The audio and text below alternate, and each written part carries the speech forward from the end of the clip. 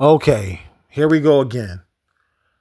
We talking about LeBron and this whole fake media attack on him by their fake media on their independent fake media that you be having on YouTubes and stuff like that, and all these other platforms, and their real fake media, the ESPNs and Fox Sports, fake sports medias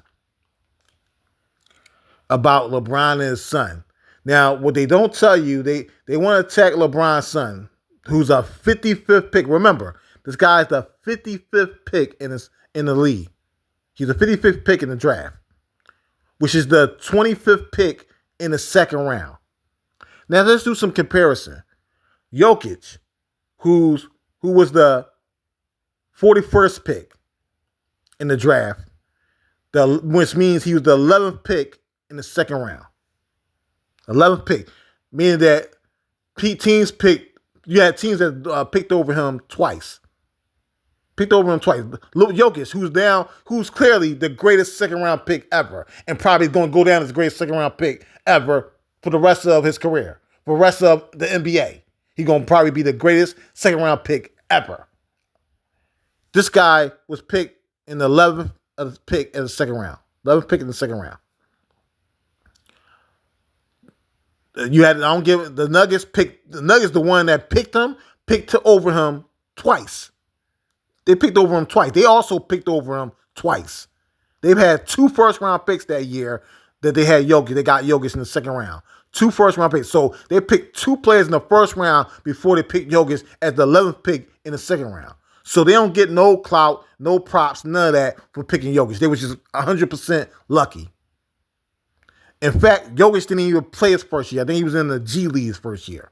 He didn't even play his first year in the NBA. You have Draymond Green, who's probably the greatest second round defensive player ever taken. Defensive player that's ever taken in the second round.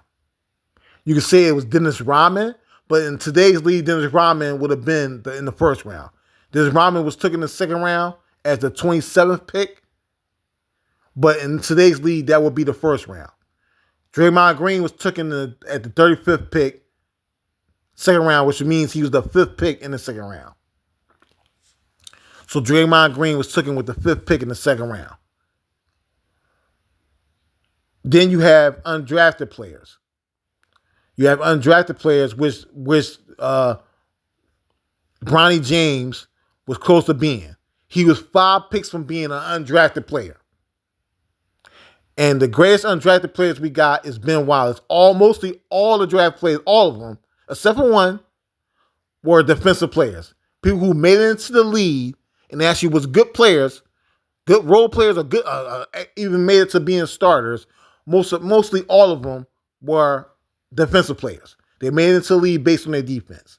They played great on defense. They made it into the league as undrafted players. We seeing right now probably the greatest offensive undrafted player in Austin Reeves, especially with all the 3 throws they giving this guy. They're giving this guy superstar 3 throws now. So he's the best undrafted player, offensive undrafted player that we ever probably seen. Because they give him they give this guy more 3 throws than LeBron. LeBron is down low, getting hit all day, and they decide, we'll get Austin Reeves, who don't have an ounce of defense, but just because him running around, every time somebody blow on this guy, we'll give him a 3 throw. So that helps him be the greatest offensive undrafted player we ever seen. And he's 26. He didn't make it to the league until 23. Remember that. He had time to develop his game, and at 23, make it into the league as an undrafted player. Bronny is, I think, 19, about to be 20. So he had time. Kobe Bryant, who's picked in the first round, only averaged 7 points. 7 points his first year. Because everybody said, look, Kobe Bryant don't have a man body yet. He got to develop. It took Kobe Bryant almost, 4 years to develop into a star. So all this critique that they got for Bronny James, the only reason you got any critique for him, good or bad, is because he's LeBron's son. Nobody care about a 55th pick. a 25th pick in the second round? Nobody cares. When you get picked in the second round, basically you get a year to be in the G League to develop more. You rarely get a player who's going to play his first year in the league in the second round. And he's a second round pick. So this is all fake news, and to talk about something and make it look like LeBron did something that was nepotism, when in reality it wasn't even nepotism on LeBron's part. Wasn't even. Now, do I like it? I personally don't like it. I don't think he should have invested so much for his son. Not because he shouldn't, because what LeBron did was honorable and loving. Because his son gonna be good regardless. His son gonna be good regardless, man. That's how I look at it.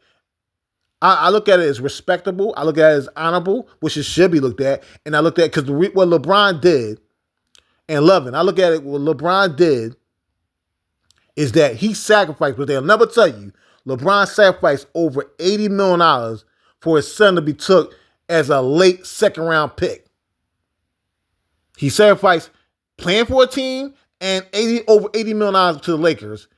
Re-signing with him. Remember, LeBron could have re-signed with the Lakers for over $60 million a year for 3 years. LeBron took a little bit over $100 million, meaning for 2 years. Meaning he took the low 50s for the next 2 years and then took a third year. So that's a deal. So you telling the Lakers that, hey, you can pick my son in the late second round. You can pick my son in the late second round, and I'll still come to your team, and I'll give back money. I'll give you back a year, because right now, y'all would have to give me the third year. I will give you back a year, and I will take less money for the 2 years that I'm going to sign with you for. And so they look like, okay, we get to keep LeBron, and we get him for way cheaper, for almost over $80 million cheaper, if we take his son at the late second round pick. Come on, man. LeBron didn't need to do that. He could have said, look, take my son on bouncing.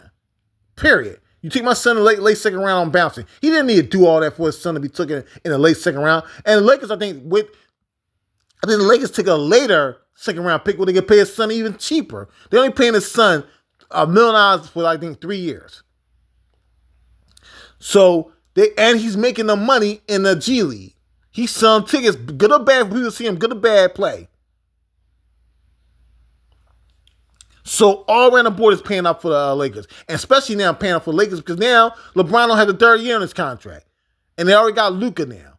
So they got Luka, and Austin Reeves is developing into a good player. So they don't need LeBron for the third year. They can move on to LeBron. He has no chips now. That's why LeBron, he should clearly be looking to leave after this year and go to the Knicks. And like he should have did. Like I already put the video on, he should have went to the Knicks. Or go to the Mavs. If Kyrie Irving comes back healthy, or he's going to come back next year and you think he's going to be okay, go to the Mavs. Win a chip there. Either or. It should be the Knicks number 1, Mavs number 2. He should not be with the Lakers next year. Playing second fiddle, playing third fiddle to Luka and Reeves.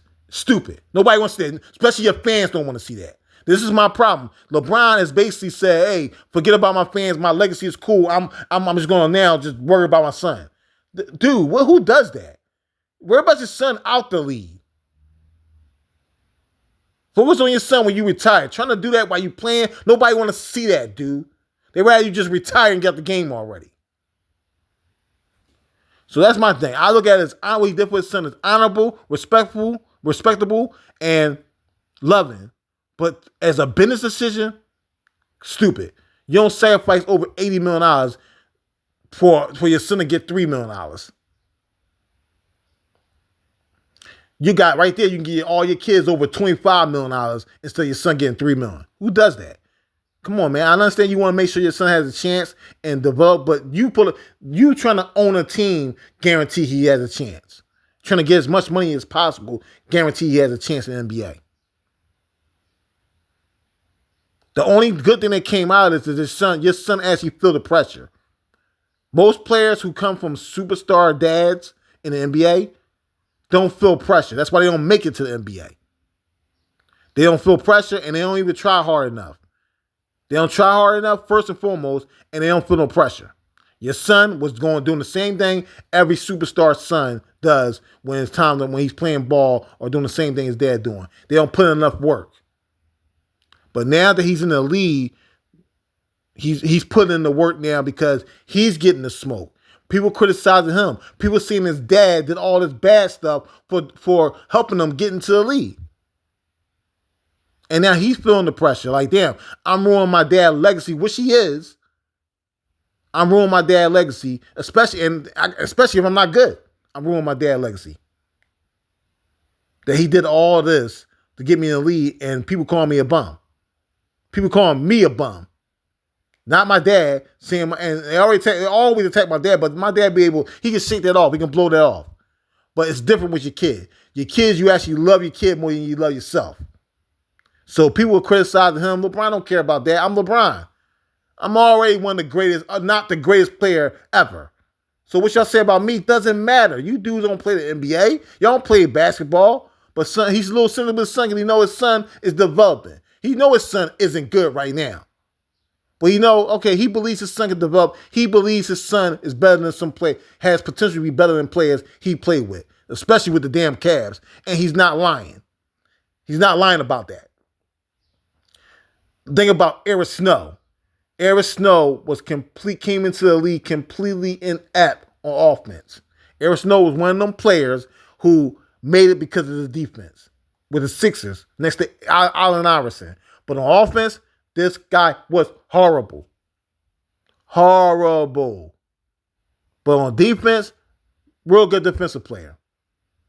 Perimeter defensive player. So this is one of the Cavs' genius moves was to get this guy almost at 30, get this guy for the Cavs to put him next to LeBron.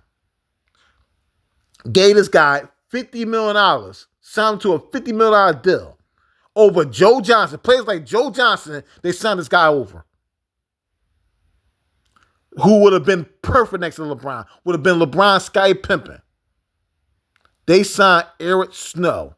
And this guy came over there, and $50 million back then, with the Cavs, was like giving a person over $100 million now. They get a guy who was completely inept on offense.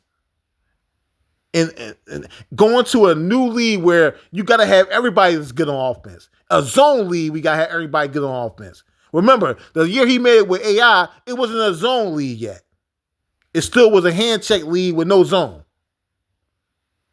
So you can be inept on offense because players still had to guard you. They had a straight up double team, but they straight up double team, clear a double team and leave people wide open. Like somebody Eric Snow wide open because they had a straight up double team. They couldn't zone up and force people like Eric Snow to shoot jumpers.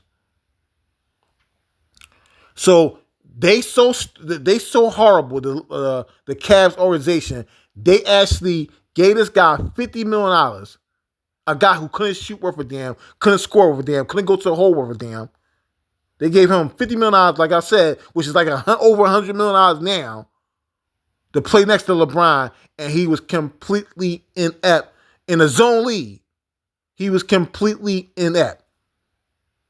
Now they can make him just shoot jumpers all day, and then on top of it, he was inept on defense. So they just wasted a ton of money on Eric Snow. A guy who was completely garbage. Wasted a ton of money on the guy, put him next to LeBron. And when LeBron say he played with players that was worse than his son, he's talking about somebody like Eric Snow, which he's 100% right on. 100%. Eric Snow is worse than his son now on offense. And when he had no defense, he just worse all over. Overall, he was just worse than his son because he couldn't even play defense. No more. So that was a wasted. And he played with more players like that. He played with more players like that he could look at and say, my son is better than this player. But Eric Snow was the first person that came in my head and said, yeah, he's 100% right. Eric Snow was completely garbage. He was a wasted player to the point where his first year had to bench the guy. I'm talking about when I say bench him, bench him. They didn't even bring him in the games. Mike Brown didn't even play the guy. And this was one of their big moves, the Cavs, which they always do. They will always pick some garbage player over players they should have got. Having LeBron carry the worst. He carried two of the worst teams to make the finals. Two of the worst teams that ever made, had no business being in the finals outside of just having LeBron. That's why both of them, when they went to against a championship team, got swept. Because if this was in Jordan era, where Jordan didn't barely see no championship teams, then you would have had a chance to win with some of these garbage teams. But in a era where LeBron at, where you're going against the Spurs and the Golden State Warriors with the most garbage teams that ever make it to the finals, then yeah, you're going to get out of here. They're going to get you out of here. You're getting swept. And LeBron, he get criticism for taking teams that had no business being in the finals and getting swept. So what, he should have supposed to have lost in the playoffs with them and never made the finals with them? Is that better? So when LeBron, it's all critique, it's all crap. It's all crap, but they got Stephen A. Smith attack. It's what Stephen A's job is, to attack FBA players. Attack FBA players, because really the other foreigner black players don't really care what he's talking about. Attack FBA players, that's his job, and attack the FBA community, the black community altogether. That's what he's supposed to do. Attack the black community, the FBA community altogether. This dude also a tether. He's a coon artist and a tether, and that's his job. His job is to attack us, and when it comes to white people, be as apologetic as possible. Just apologize as much as possible for them. That's why they pump him as this presidential guy. Not because they really serious time of running for president. That's a joke. Nobody voting for no Stephen A. Smith for president. That's a joke. His job is really to be presidential because he can get on black people. Play the middle until election about to come, and then he just tell you to vote for the Democrat. That's his job. Play the middle, even talk good about Trump until the election comes, and then he can just say, hey, we got to vote for the Democrat. That's his job. He gonna get on, he do the Roland Martin stuff, attack black people and saying how you need to vote for the Democrat candidate. That's his job. They act like he's some type of authority over black people. And what happened, that's why when he was critiquing Bronny for no reason, a 55th pick that nobody give a damn about, who, if he wasn't LeBron's son, good or bad, you wouldn't talk about him. Good or bad, you wouldn't talk about him. As a 55th pick, his first year in the league, in the second round, being a second round pick, the 25th pick in the second round, you wouldn't talk about him good or bad if he wasn't LeBron's son. But since he's supposed to be the authority over black people, LeBron's seeing them and wondering, like, why this dude at my game? And he talking all this crap. Remember, LeBron don't care if people talk crap about him. In his mind, I've been great since I came out of high school. I'm one of the greatest players, if not the greatest player ever. No less. You can't say I'm no less than number 2. But my numbers, blowing everybody's numbers out of the water to a point where the league is not even giving me free throws no more. I only get 3 throws because they so scared I'm put the all-time scoring record out of reach for all times. So I only get 3 throws. When LeBron was standing over, they got that picture. And remember, that picture was from like an outside person. It wasn't really from the media. It wasn't for the fake sports media. This is from an outside person on phone. Had a picture of LeBron standing over Stephen A. Smith, making him look like the little weasel punk loudmouth he is. And he was standing over him, and LeBron looked like a credible ball. Like he could just smash or pull Stephen A. Smith's head off. And they've been doing damage control since then. Since then, they've been doing damage control. Because you're not going to critique the guy's son and say that LeBron brought this heat on his son. What heat? I gave up over $80 million, gave Lakers a deal if they take my son. They get to keep me and get me for $80 million less. If they take my son in the late second round. What did I bring on my son? And since now he actually around LeBron, and LeBron showed him who the real authority is. He can't play that authority over black people that they want him to be. Where he tell black people, you need to get your butt out there and vote for the Democrats. He look like a weasel. He like a punk. The punk that he is. Nobody listens to Stephen A. Smith. And like LeBron can smash him to the point where it's so bad. That picture is so bad. Is that first of all they're trying to get rid of that picture on the internet, but it's so bad is that they trying to make it like Stephen A. Smith is boxing. He know how to box. You seen that silly picture for no reason showing Stephen A. Smith, a dude that's damn near 60, acting like he boxing. It's like a joke. What did he just do? What is he doing it for? It's that picture, man. That picture, everybody like, damn, it look like LeBron about to rip this guy's head off. So they've been doing the damage control, saying LeBron was a bully. LeBron's the bully for being in front of Stephen A. Smith, checking him. We don't even know what LeBron said. But just LeBron standing over him makes Stephen A. Smith like a punk. So we don't even know what he said. But that image is enough for them when you got the fake sports media and the fake media trying to pump him as some type of authority over black people and giving him some type of fake relevance that nobody gave him. The media gave him fake relevance of being a presidential candidate. When who gonna vote for him for president?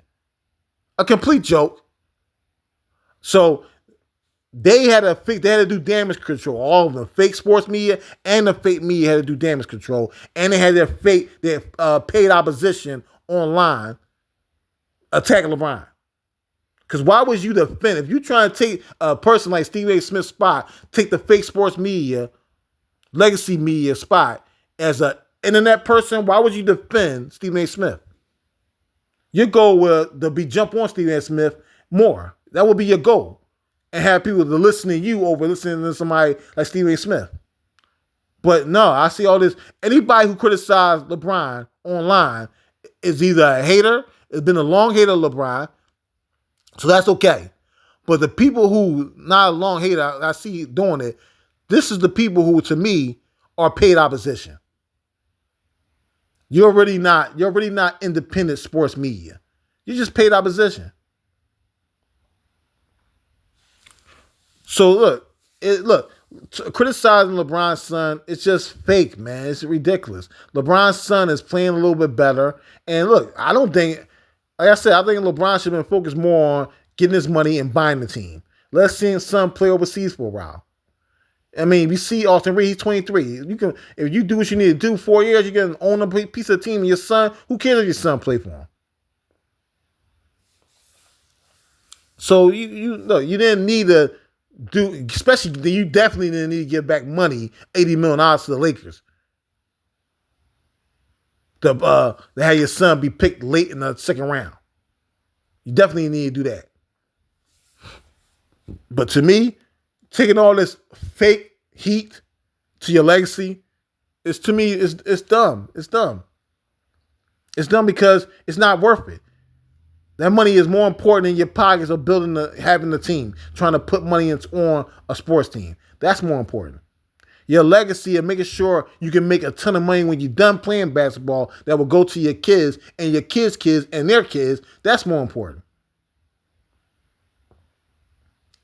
But do I respect what you did? Yes, man. Because look, only thing you love more, that's why LeBron, like I said, he don't got no problem with people criticizing him. But when he criticizes son, he got a problem with that, especially when it's not true. It's fake. He can take, like, that's what people do. I'm LeBron. But when you look at his son, he know his son got some, his son's not that great. And he need to develop. He understand his son is not good right now. He need to develop. So he gonna defend his son hard. He gonna go hard for his son. Because he wanted his son to have a chance. The reason why he did all of this and gave back all that money, because he wanted his son to have a chance to develop into, in his mind, a role player. Right or wrong. He might become a role player, but I want my son to have a chance. That's why it was so important for him to actually get drafted, because he can get a contract and have a chance to develop. And I think they're going to give LeBron some chance. Like I said, Lakers all over the board came up. They got LeBron for cheap. They got him for a year less. And his son sells tickets, at least in the G League. His son sells tickets, good or bad. Good or bad.